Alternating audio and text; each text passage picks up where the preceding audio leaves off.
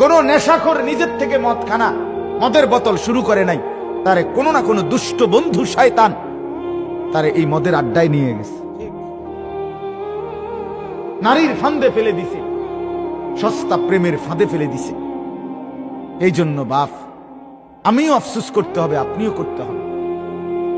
জওয়ান বুড়ো প্রত্যেকে মন্দ সঙ্গী, অসৎ সঙ্গী, যে তোমারে নষ্ট করে দিছে, যে তোমারে চরিত্রহীন বানিয়ে দিছে, তার কথা মনে পড়বে আর তখন আফসোস করবে, হায় যদি তাকে বন্ধু না বানাইতো।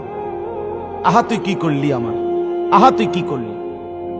মাদক দ্রব্য খাচ্ছে মুসলিমরাই, সে জানে না একবার মাদক দ্রব্য সেবন করলে 40 দিন নামাজ কবুল হয় না। কেউ যদি মাদক দ্রব্য সেবন করে এবং এই অবস্থায় সে মৃত্যুবরণ করে, রাসূলুল্লাহ সাল্লাল্লাহু আলাইহি ওয়াসাল্লাম বলেছেন তাকে আল্লাহ পাক তিনাতুল খাবাল পান করাবে। সাহাবীরা জিজ্ঞাসা করছেন, তিনাতুল খাবাল কি ইয়া রাসূলুল্লাহ? নবীজি বলছেন, এটা জাহান্নামীদের রক্ত, মাংস, পুজের একটা মিশ্রণ, একটা পানীয়। আমরা কি খেতে চাই? আজকে থেকে তওবা করবেন, কোন রকম মাদক দ্রব্যের সাথে সংশ্লিষ্ট থাকবেন। আল্লাহ পাক হেফাজত করুন, আমিন। সিগারেট খোর মনে করে গাঁজাখোরের চাইতে ভালো, গাঁজাখোর মনে করে মদখোরের চাইতে ভালো, মদখোর মনে করে হিরোইন চাইতে ভালো, হিরোইন খোর মনে করে টিকটিকির লেজ খাওয়ার চাইতে ভালো। আমার মতো জামশেদ মজুমদার হুজুর মনে করে দাড়ি টুপি রাখা সব চাইতে ভালো কাজ, কিন্তু মানুষের সাথে দুর্ব্যবহার করা খারাপ কাজ না।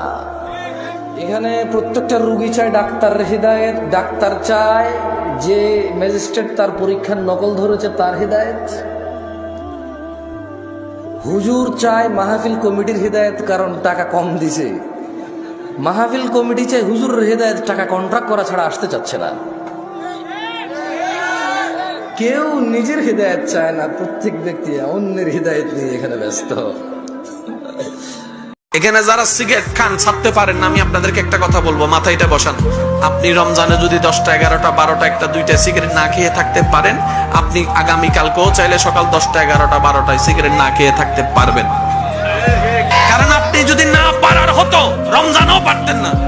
আপনি যেহেতু রমজানে পেরে দেখিয়েছেন, একটু চেষ্টা করলে আপনি 11 মাসও পারবেন।